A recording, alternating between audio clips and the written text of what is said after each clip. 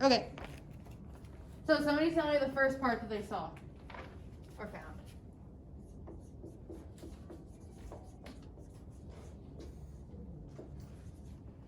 What was the first part? Go, Julia. All living things are composed of one or more cells. Good. So all living things are composed of one or more cells.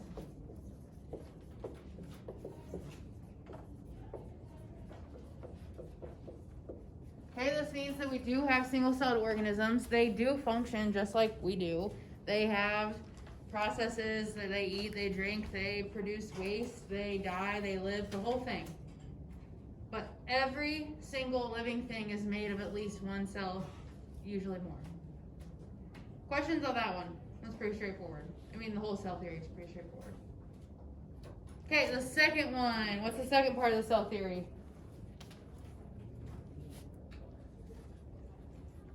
Go, let's do Riley.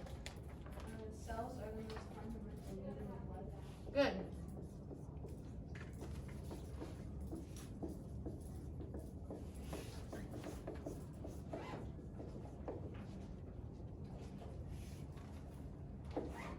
Okay, they are the basic unit of life. So you have the atom in physics, which is the smallest unit of life, or not of life, but the smallest unit. Cells are similar to that, and they are the most basic unit of life, the most basic, fundamental part of life. So everything is made of cells, and a cell, in terms of a living thing, is as small as you can go. And the last part of the cell theory.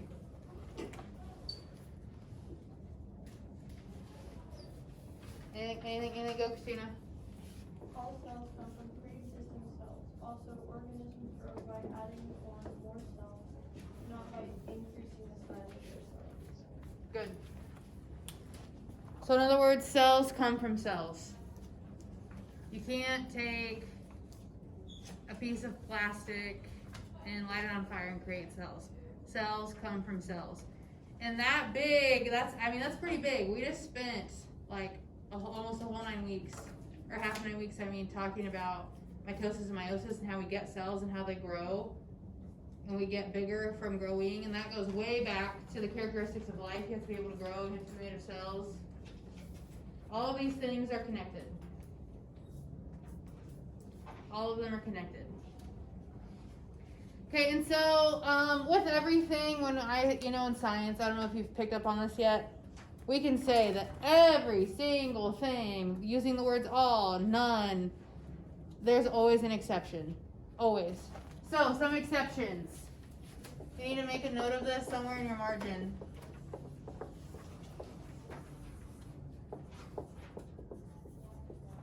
Viruses are not living. They are not living. Viruses have RNA. They don't even have DNA. They have RNA. And they look like monsters out of a movie. Literally. Like under an electron micrograph. They're this like diamond thing, like they're on The Sims. And then they usually have 6 to 8 legs. They literally look like that. I'm not even playing. Google a virus right now. You'll have your Chromebooks up. Google micrograph.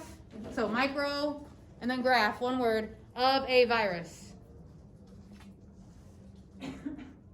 There's lots of different ones. But they look like, oh, you guys are getting any good ones. Try, oh, right there. Ooh, there's one. There, yes, yes. Yes, yes, you're all seeing it. Nope. Scroll a little farther. There, like there's one. I think you all have kind of the general view of one. That is literally what they look like. In that middle section, so like kind of their neck or their body, I don't know what you would want to call it, is literally spring-loaded. Literally spring-loaded. And what they do is when they're inside your body and they're like walking around, I use walking like they actually walk. But they'll just like walk around and imagine like those videos you see online where like people poop in Walmart and they just like, that's exactly what happens, except that spring inserts its own RNA, which we've talked about before, like RNA and mRNA, why that's important. and it literally poops its DNA inside your cells, and they're like, hey, hey. That's what happens in a virus. That spring-loaded thing literally shoots DNA, just like, in your cell and leaves. Deuces. And then we know about mRNA and our RNA, that just keeps replicating over and over and over and over, and then you get sick with a virus. Eventually your body's going to build up antibodies and move on with its life. AKA, clean up all of that. That is exactly what happens in a virus. So they're not technically living, they just contain RNA, not DNA. It is a cell. Okay, this whole thing is a cell. So they do have cells, but they are not living. So we just kind of shut it down from there. What else? We could argue, the chicken or the egg. So the first cell, we don't know, what came first, chicken or the egg. We don't really know. There's lots of scientific evidence that will tell you one way, and it'll tell you the other. But we'll talk about what scientists do believe happened to create the first cell or the first living organism, and it needed oxygen and things like that. We'll talk about that much later. And then the other exception are mitochondria and chloroplasts.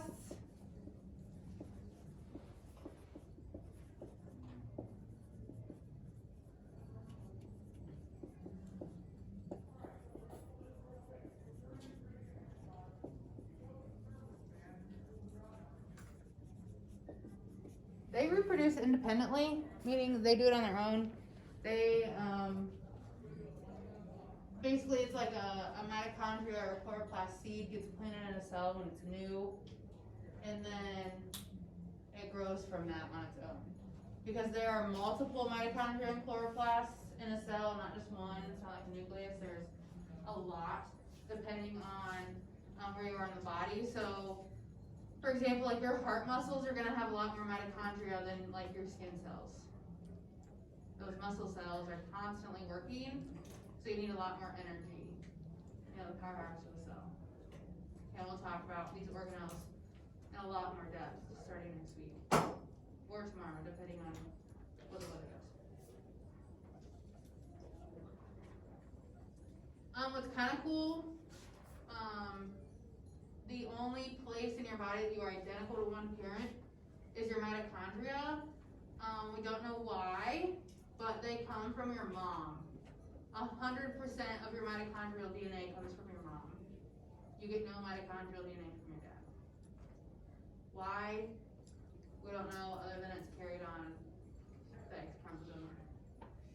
So you get 100% of that from your mom. So, that's the introduction to cells. Thoughts, questions, because we're going to get started on the next step of this. Okay, so there are going to be different categories of cells. So we have prokaryotic cells.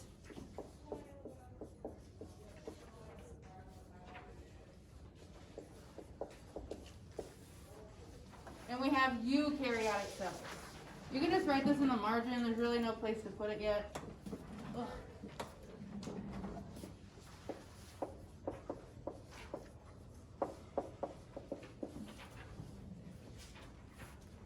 Really no place to put it yet. You're just kind of scratching this down. Why is this wheel stuck? Okay, so prokaryotic cells are going to be organisms that are usually single-celled. Usually.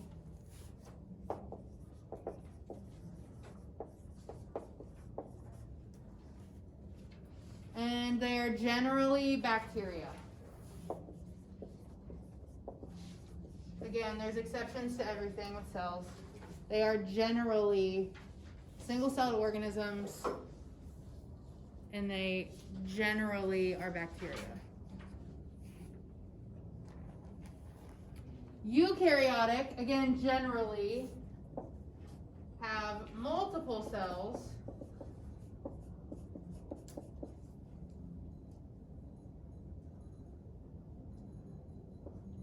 And they are pretty much anything else.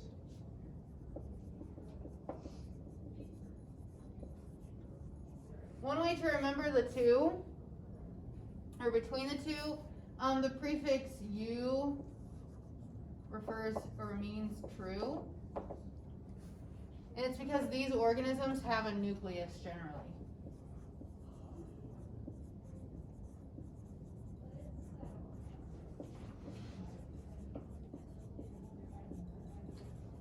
Single-celled organisms do contain a nucleus, but it's called a nucleoid, and it's really just a wad of DNA.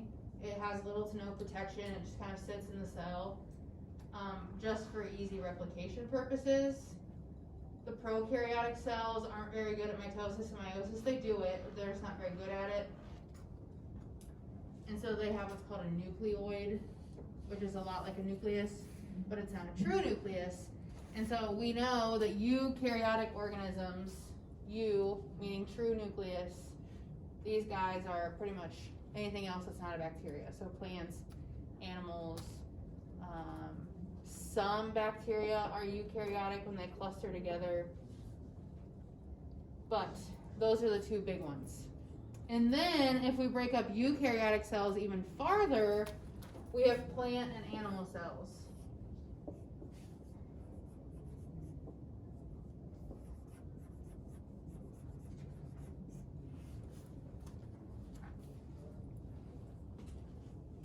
Here we can break these up even farther into plant and animal cells.